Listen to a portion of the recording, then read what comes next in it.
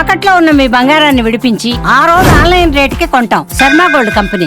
నమస్కారం, సుమన్ టీవీకి స్వాగతం. నేను మానస. ఈ రోజు మనతో పాటు ఉన్నారు ప్రముఖ జ్యోతిష్య నిపుణులు, ఎనర్జీ వాస్తు స్పెషలిస్ట్, శ్రీ విద్య ఉపాసకులు శ్రీమతి జయప్రద గారు.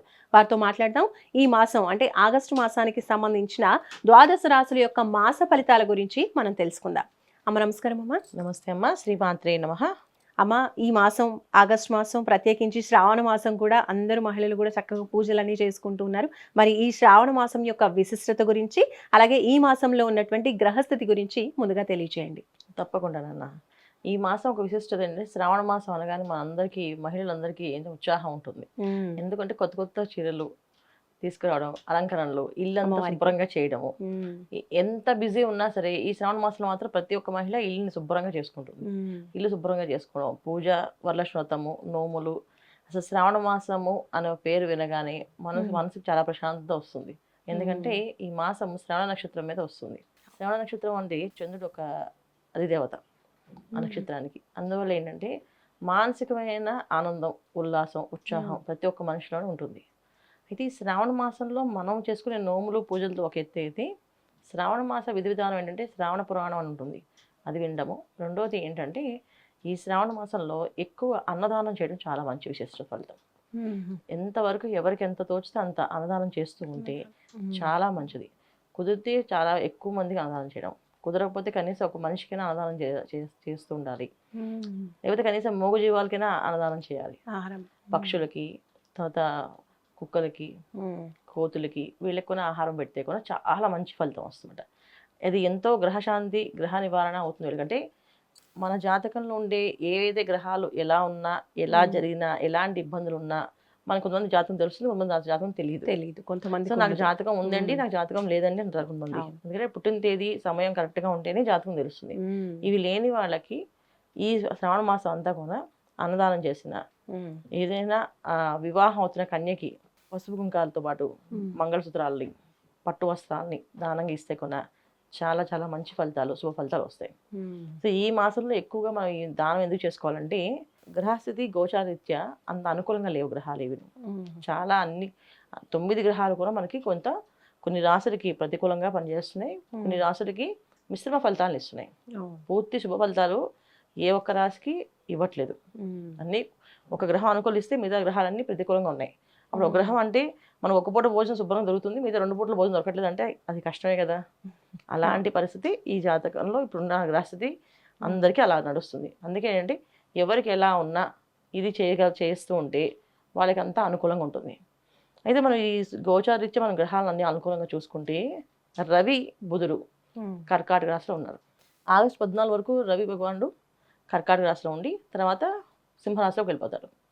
సో బుధుడు, రవి కలిసి ఉండడం ఒక విధంగా మంచి అయితే, ఒక విధంగా చెడుకున్న ఫలితాలు ఉంటాయి.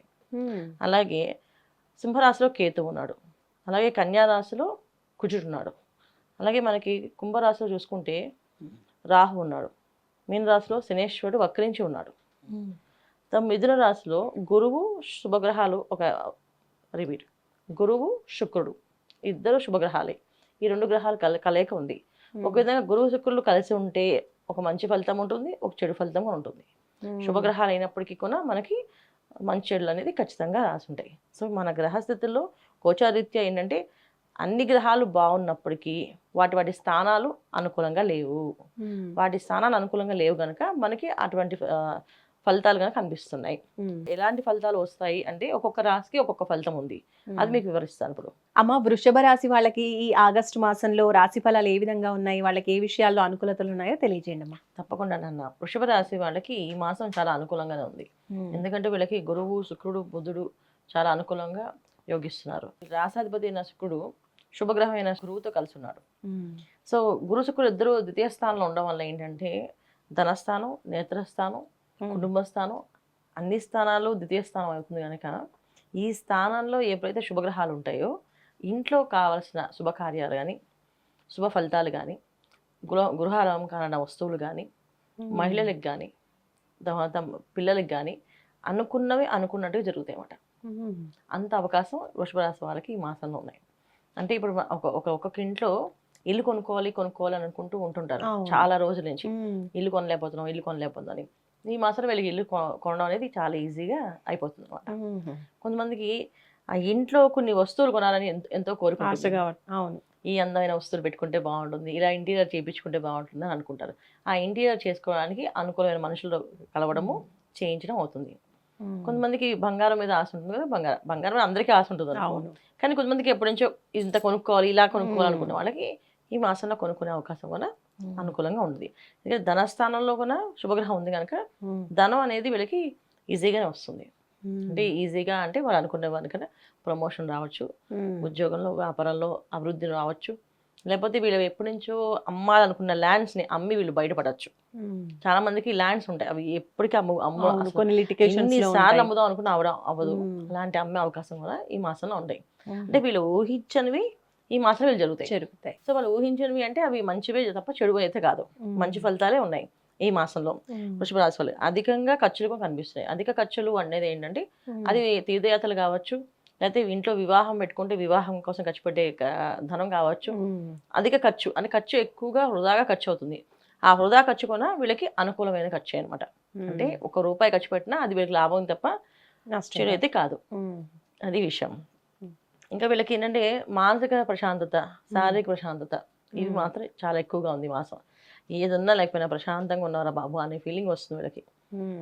ఎందుకు ఇంత మంచి ఫలితాలు వీళ్ళకంటే శుభగ్రహాలు ఎప్పుడైనా మనకి శుభ ఫలితాలే ఇస్తారు కనుక చాలా ప్రశాంతం. చాలా మంది ఇంకా ఇల్లు అన్ని కొనేసుకుని అంత అయిపోయిన తర్వాత ప్రశాంత జీవితం గడిపే వాళ్ళకు కూడా చాలా ఒక మంచి మంచి వార్తలు వింటూ మనశ్శాంతిగా ప్రశాంతంగా అబ్బా చాలా ఈ మాసానికి మనకి అసలు ఈ జన్మకి చాలు అనే ఫీలింగ్ వచ్చేస్తుంది అనమాట వాళ్ళకి.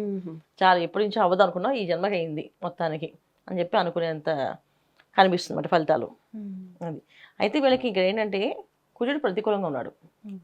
కుజుడు ప్రతికూలంగా ఉన్న వల్ల కాస్త పిల్లల వల్ల కానీ కాస్త బంధువుల వల్ల కానీ కాస్తంత ఇబ్బందులు ఉంటాయి. ఇప్పుడు వివాహం కార్యక్రమం పెట్టుకుంటే 10 మంది కలుస్తాం, దాంట్లో అందరూ మనకు నచ్చాలని ఉండదుగా, ఇలా జరిగే అవకాశం ఉన్నాయి. పరుష వాక్యాలు పలకకుండా వాళ్ళని ఎవరిని ఏమన్నా పట్టించుకోకుండా నవ్వుతూ ముందుకు వెళ్ళిపోతే ఈ మాసం అంతా వీళ్ళకి అనుకూలంగా ఉంటుంది. ఓకే అమ్మ, మరి వృషభ రాశి వాళ్ళు ఈ మాసంలో ఎలాంటి పరిహారాలు పాటించాలి, ఏ దైవాన్ని ఆరాధించాలి తెలియజేయండి. వృషభరాశి వాళ్ళు ఈ మాసం అంతా అమ్మవారిని ఆరాధించడం, శ్రావణ మాసం కదా మహాలక్ష్మి ఆరాధించడం, మహాలక్ష్మి పూజ చేసుకోవడం, శ్రావణ సోమవారాలు చాలా విశేషంగా చేసుకుంటే చాలా మంచి ఫలితాలు ఉన్నాయి వీళ్ళకి. ధన్యవాదాలమ్మా, నమస్కారం. నమస్తే అమ్మా, శ్రీమాత్రే నమః. చూసారు కదండి, ఇది వృషభ రాశికి సంబంధించిన ఆగస్టు మాస ఫలితాలు. చూస్తూనే ఉండండి సుమన్ టీవీ. నమస్తే.